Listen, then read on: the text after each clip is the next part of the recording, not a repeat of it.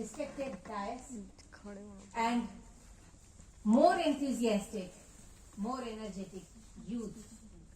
2 days are being celebrated simultaneously. Youth Day and the Army Day.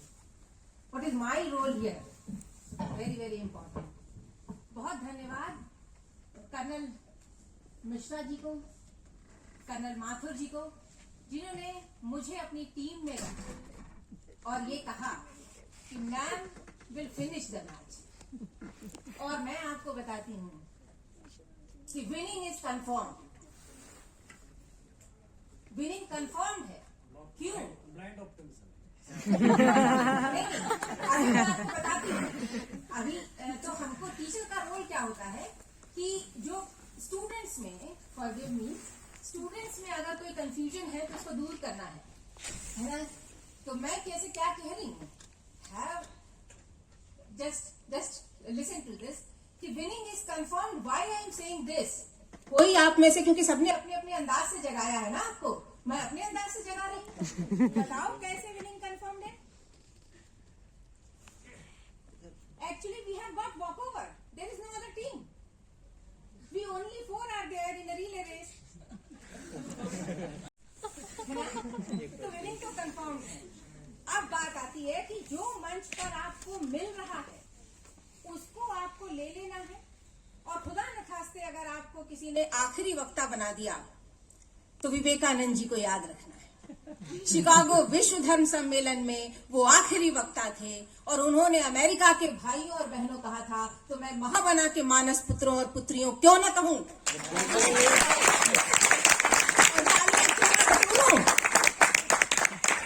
बात तो बात है।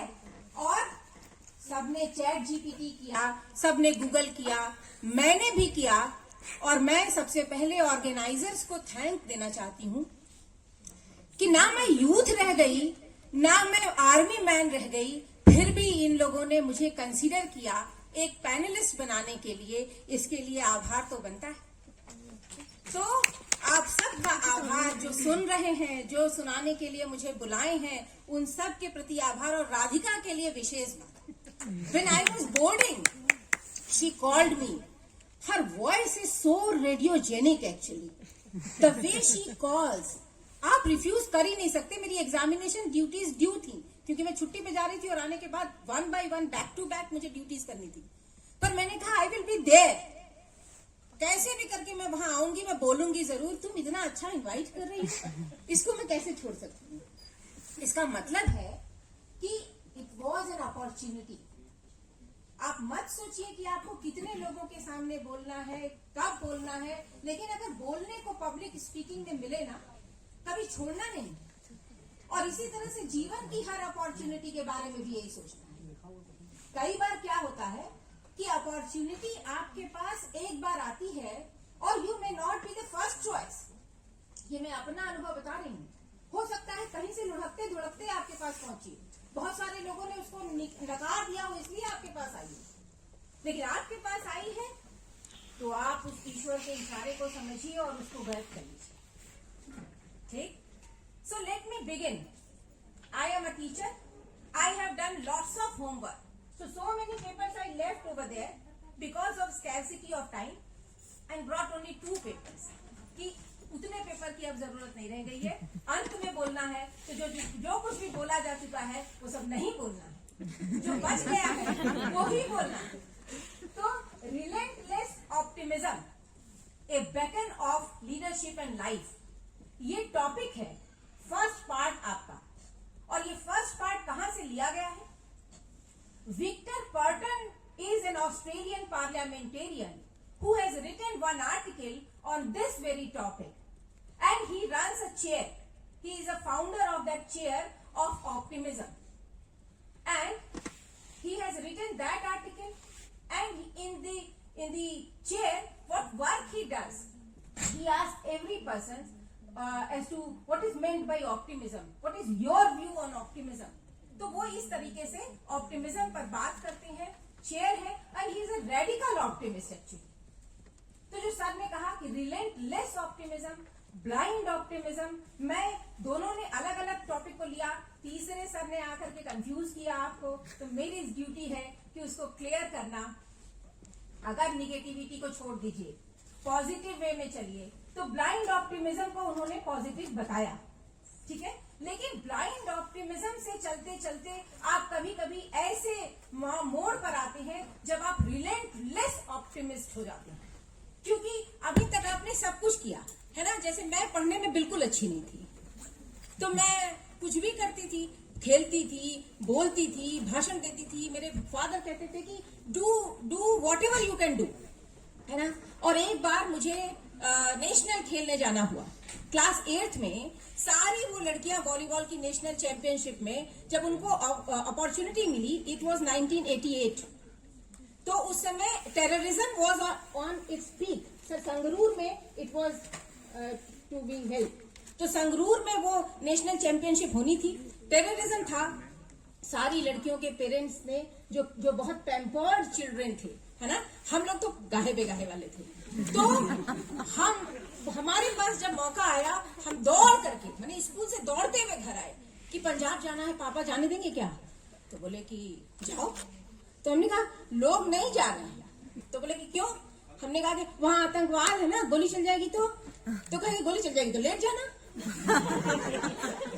तो हमने कहा कि ठीक है। फिर वहां गए संगरूर में, वहां शॉप्स पे जाते थे तो वहां के लोग पूछते थे आप यूपी से चले आए, आपको डर नहीं लगा? ना, पापा ने बोला है गोली चलेगी तो लेट जाए। कुछ नहीं हुआ, वो ब्लाइंड ऑप्टिमिज्म था। उसके बाद जब हम ब्लाइंड ऑप्टिमिज्म था सर, और फिर जब हम आए, हमारी परीक्षा मिस हो चुकी थी, राहुल जी की तरह रीअपियर होना था, एग्जाम में रीअपियर होना था। मैं पढ़ने में अच्छी नहीं थी, क्लास 8th में थी। अब जब रीअपियर हुई एग्जाम में, तो मेरे को ये था कि इतने सिलेबस में से आपको क्वेश्चन आएगा, उतना पढ़ना बहुत बड़ी बात नहीं थी, तो उतना मैंने पढ़ लिया तो मैं इतना नंबर पा गई कि मैं टॉप 10 में आ गई। और जब टॉप 10 में आ गई तो प्रिंसिपल ने फर्स्ट रैंक होल्डर के लिए भी कुछ नहीं बोला।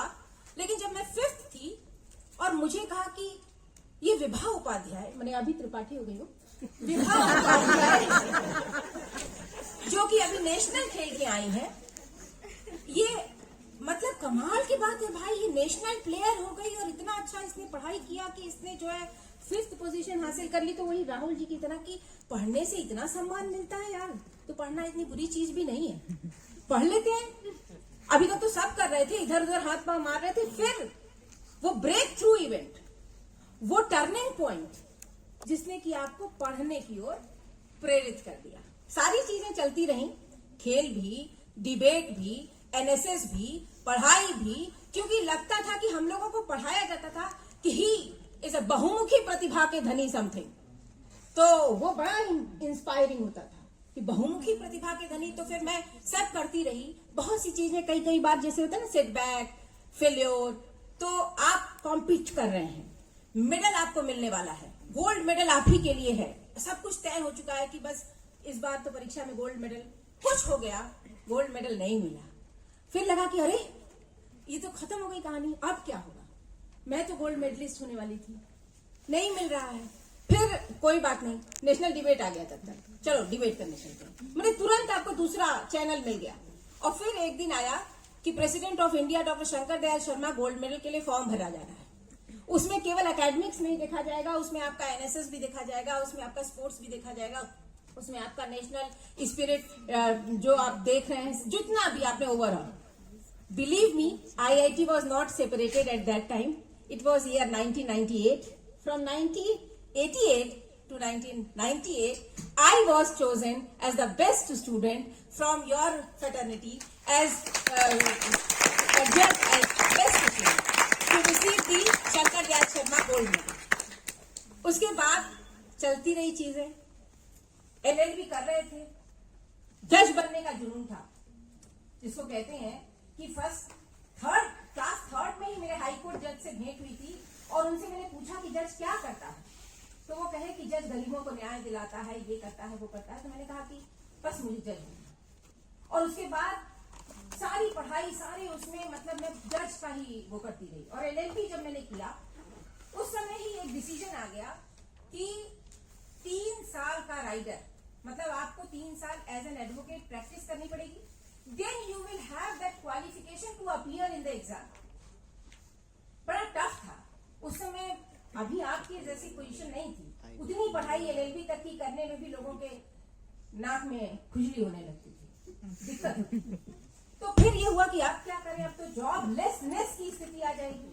अगर मैं एडवोकेसी नहीं की और अगर मैं जज नहीं बनी तो फिर क्या होगा, फिर plan B. You should always have a plan B, क्योंकि अब फिर मैं I am a teacher not by choice but by chance.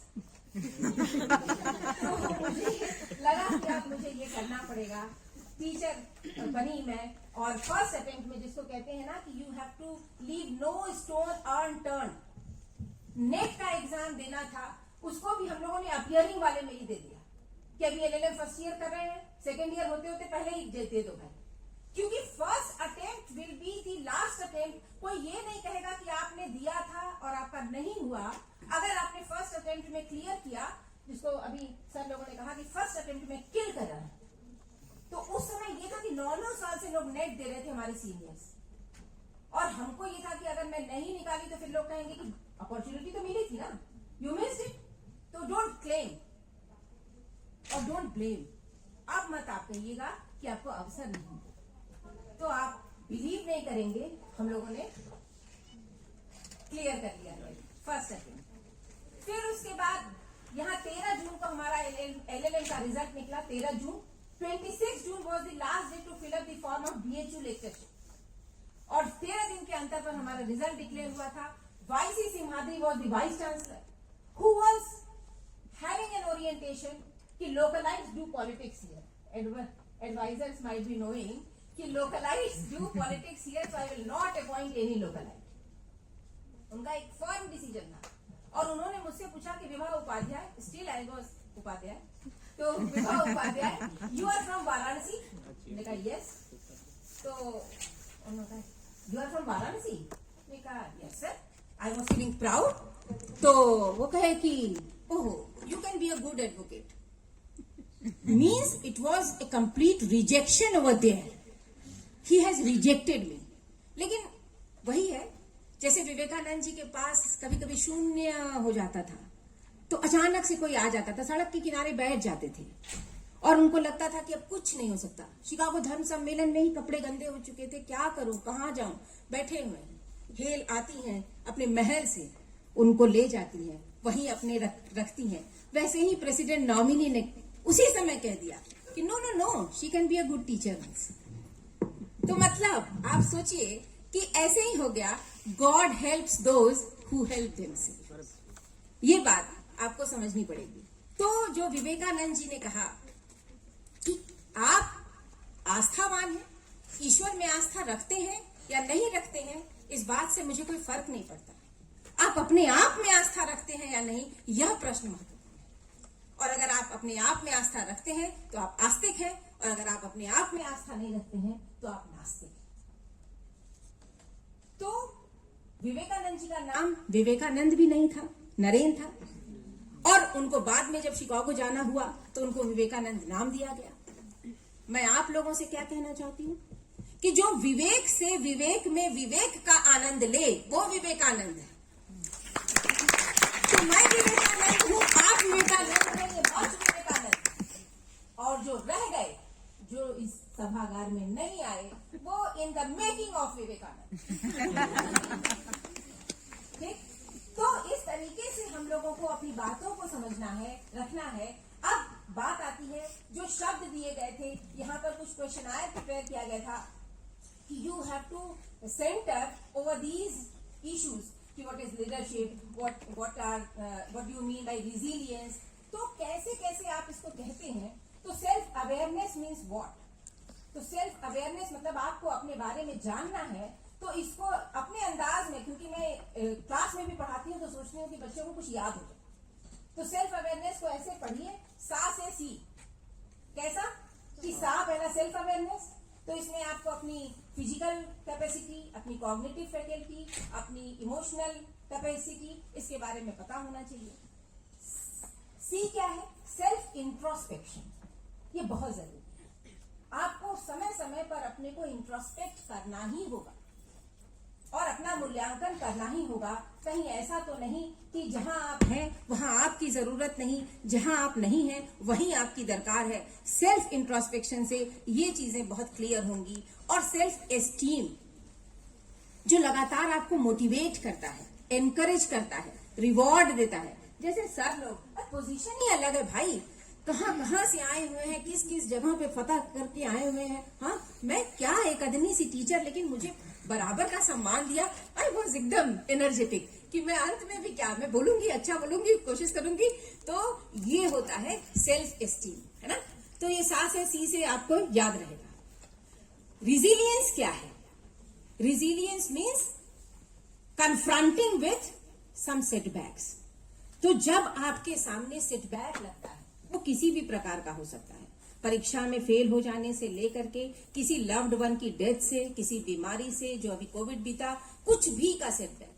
But you have to restrategise the thing, you have to restrategise and retry to recover so that you can bounce back. तो bounce back करना है, इसके लिए आपको triple R motion पे चलना होगा। री स्ट्रेटेजाइज, री ट्राई एंड रिकवर। ठीक, तो इस तरीके से आप रिजिलियंट बनते हैं। तो विवेकानंद जी का ये कहना था कि every nation has a message to deliver, a mission to achieve, a destiny to reach. तो not only a nation but also every youth has to do this. सबको ऐसा करना है। आप सबके पास एक मैसेज होना चाहिए, एक मिशन होना चाहिए, एक डेस्टिनी होनी चाहिए, जिसको कि आपको अचीव करना है। ठीक, तो बात 10 मिनट में समाप्त करनी है, बहुत बड़ा नहीं खींचना है। सबने समय का बहुत ख्याल रखा है। तो बस वो बातें जो कि मिरेकुलस इम्पैक्ट डालती हैं, कुछ ऐसे स्लोगन्स, कुछ ऐसी चीजें जिस पर मैंने हमेशा रिलाई किया। जैसे कि कभी कभी आपको निगेटिव थॉट्स देने वाले लोग मिल जाते हैं, कहते हैं मत उलझो इन किस्मत की लकीरों से, मुझे मालूम है किस्मत का लिखा नहीं बदलता। तो उनके लिए मैं कहती हूँ कि ये किस्मत नहीं, ये लकीरें नहीं, दरारें हैं। इसमें किस्मत नहीं, मशक्कत है। मशक्कत करें। तो मैंने किताब, आघात और हालात से जो सीखा है वही आपको बताया। बहुत कुछ सीखा है और ये सब समय के साथ में सिखाते हैं, समय के साथ बताते हैं। तो बच्चों, आपको यही समझना है। राहुल जी बहुत सारा अच्छा बात बोल रहे थे। मैं हेनरी वर्ड्सवर्थ की वो पोएम बोलूंगी कि heights by great men reached and kept were not attained by sudden flight, but they while their companions slept, they were toiling upwards night. चाय पीने वाले वो में नहीं थे, वो दीपक लैंप जला करके पढ़ने वाले लोग थे, मेहनत मध्य रात्रि को करने वाले लोग थे, है ना। तो वह पथ क्या, पथिक परीक्षा क्या, जिस पथ में बिखरे शूल न, नाविक की धैर्य कुशलता क्या, यदि धाराएं प्रतिकूल न। बैंगला में बोले गाना भाषी होंगे, जोगी तोरे डाक सुने क्यों ना आछे, तो भी एकला चलो। उर्दू में मैडम है, मैं बोलूं घर से दूर बहुत है मस्जिद, चलो किसी रोते हुए बच्चे को हंसाया जाए। तो एक नए साल पर कार्ड मिला था मुझे, खाली कुर्सी झूल रही थी। मुझे लगा कि ये क्या है। पढ़ाई के दौरान स्टूडेंट लाइफ में उसमें नीचे लिखा हुआ था, successful people do not relax on chair, they relax in work. तो पढ़ते पढ़ते किचन में चले जाते हैं, खाना बना लेते हैं, तो टाइम मैनेज कर लेते हैं। वहीं यूट्यूब पे कुछ देख लिया, कुछ सुन लिया, कुछ अच्छा कर लिया। तो time management is must. You have to have this quality. आपको अपना समय कैसे मैनेज करना है एक अलग अंदाज में बताया भी लोगों ने कि आप सुबह में जब 10 काम कर लेते हैं 2 मिनट के भीतर, तो आप बाकी के काम भी कर सकते हैं। इसका मतलब है कि आपको टाइम मैनेजमेंट आना ही चाहिए। आज के समय की ये बहुत बड़ी दरकार है और हम डिसिप्लिन्ड नहीं हो पाते हैं।